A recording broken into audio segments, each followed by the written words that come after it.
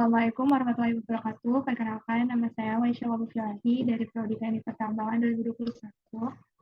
Di sini saya mempresentasikan jurnal yang berjudul Ilmu Pengetahuan sebagai Pilar Peradaban. Penulisnya yaitu Kustiana Arisanti dan penerbitnya Humanistika dengan volume 4 nomor 1 Januari 2018.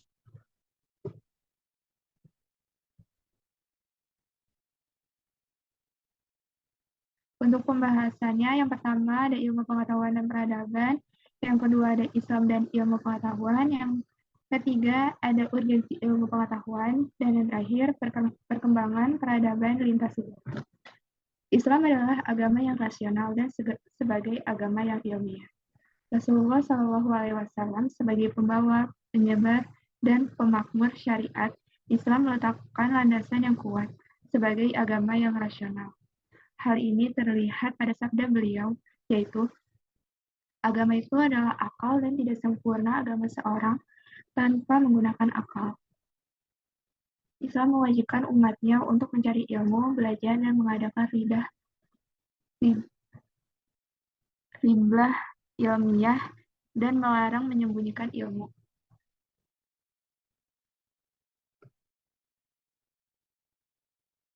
Untuk pembahasan yang pertama ada ilmu pengetahuan dan peradaban.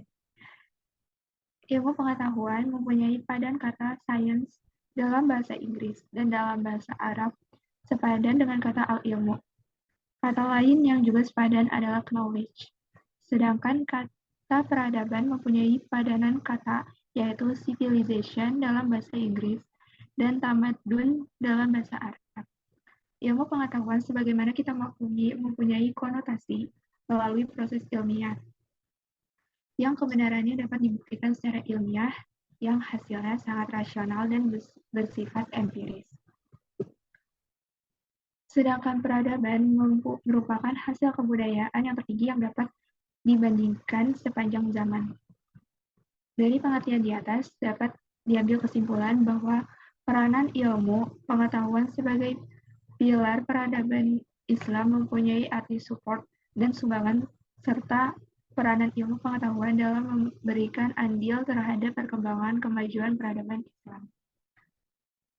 Hasil ilmu pengetahuan yang dikenal sebagai peradaban dapat berupa bangunan yang megah arsitektur, tradisi, dan lain sebagainya. Yang kedua ada Islam dan ilmu pengetahuan. Islam adalah agama yang mengagungkan ilmu pengetahuan. Islam adalah agama yang sangat peduli dengan ilmu pengetahuan. Al-Quran dan Sunnah Rasul telah memberikan garis-garis yang tegas terhadap hal ini, semenjak ayat pertama turun sampai pada yang terakhir. Firman Allah Subhanahu wa Ta'ala dalam surat Al-Alaq ayat 1-5. Iqra bismi rabbikal ladzi khalaq, khalaqal insana min 'alaq, Iqra wa rabbukal akram, allazi 'allama bil qalam, 'allamal insana ma lam ya'lam. Yang artinya, bacalah dengan menyebut nama Rabb-Mu yang menciptakan.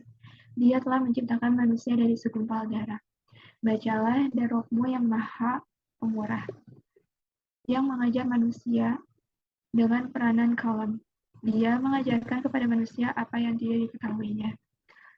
Menurut Quraisy Shihab, kata Iqra diambil dari kata qara'a, pada mulanya berarti menghimpun.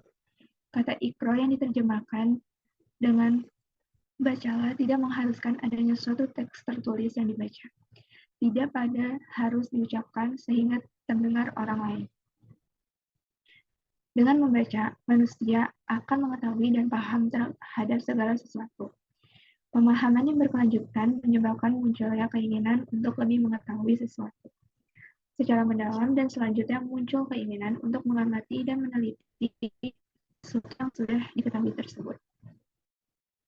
Uraian tersebut tertuang dalam Al-Quran surat At-Taubah ayat 122 yang berbunyi, وَمَا كَانَ الْمُؤْمِنُونَ لِيَنْفِرُوا كَافَّةً فَلَوْلَا نَفَرَ مِنْ كُلِّ فِرْقَةٍ مِنْهُمْ tafatul liyatafaqahu fid-dini wa liyuziru qaumahum idza raja'u ilaihim la'allahum yahzarun. Yang artinya, tidak sepatutnya bagi mukminin itu pergi semuanya ke medan perang. Mengapa tidak pergi dari tiap-tiap golongan di antara mereka beberapa orang untuk memperdalam pengetahuan mereka tentang agama dan untuk memberi peringatan kepada kaumnya apabila telah kembali kepadanya, supaya mereka itu dapat menjaga dirinya. Quran Surah At-Taubah ayat 122. Dari ayat di atas cukup menjadi bukti bahwa Islam sangat peduli dengan ilmu pengetahuan dan sangat mengagungkannya. Ayat-ayat tersebut menjadi bukti-bukti otentik untuk dijadikan dalil dalam mengembangkan ilmu pengetahuan. Bukti-bukti di atas tidaklah cukup kuat tanpa adanya hadis-hadis Rasulullah SAW. Kehadiran hadis ini memberikan legitimasi yang cukup signifikan dalam balance antara Allah Subhanahu wa Ta'ala dan Rasulnya. Hadis yang pertama adalah tentang kewajiban menuntut ilmu, yang artinya menceritakan kepada kami Abu Al-Hasan Muhammad bin Ahmad Mu'zin Al-Habli menceritakan Ibrahim bin Muhammad bin Amruwaih menceritakan Ahmad bin Abi Al-Saud bin Mauglas menceritakan Basar bin Al-Walid menceritakan Malik berkata, saya mendengar Rasulullah SAW bersabda, menurut ilmu itu wajib bagi setiap muslim. Hadis riwayat Musnad Abu Hanifah. Yang kedua, keutamaan menuntut ilmu, yang artinya menceritakan kepada kami Al-Aswad bin Amir menceritakan kepada kami Abu Bakar dari Al-Amas dari Abi Sholih dari Abu Hurairah radhiyallahu anhu dari Rasulullah SAW bersabda, barang siapa yang menempuh jalan untuk mencari ilmu, Allah akan memudahkan baginya jalan ke surga. Hadis riwayat Ahmad bin Hanbal. Yang ketiga, ada mencapai dunia dan akhirat dengan ilmu. Yang artinya, barang siapa yang menginginkan kehidupan dunia, maka ia harus memiliki ilmu. Dan barang siapa yang menginginkan kehidupan akhirat, maka itu pun harus dengan ilmu. Dan barang siapa yang menginginkan keduanya, maka itu pun harus dengan ilmu. Hadis riwayat Tirmizi. Sejarah telah membuktikan perkembangan ilmu pengetahuan dalam Islam.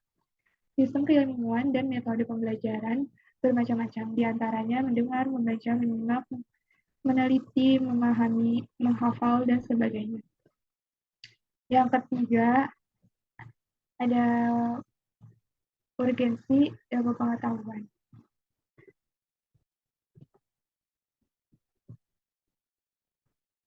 Secara fitrah, manusia sudah digiring untuk menjadi manusia yang berbudaya, berakhlak, dan mempunyai peradaban. Potensi-potensi natural of law atau sunatullah sudah ada. Hanya pengembangan perluasannya oleh manusia. Masyarakat primitif masih mempunyai hasil karya yang dapat dibanggakan menjadi tolak ukur eksistensi manusia itu sendiri. Melihat dan memperhatikan tugas manusia yang tidak ringan, tentu kita akan berpikir apa yang harus diperbuat manusia supaya mampu mengembangkan tugas itu. Untuk mengemban tugas itu tidak lain hanya ilmu pengetahuan.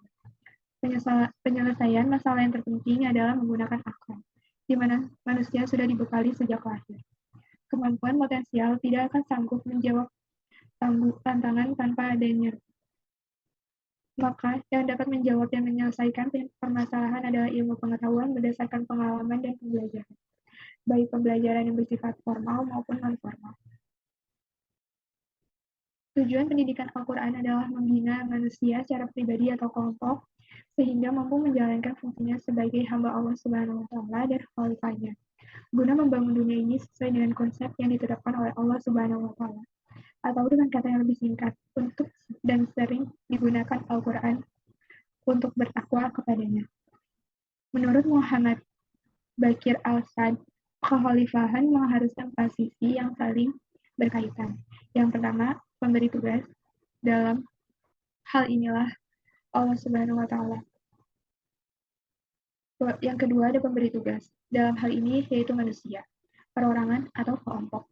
Yang ketiga, tempat atau lingkungan di mana manusia berada.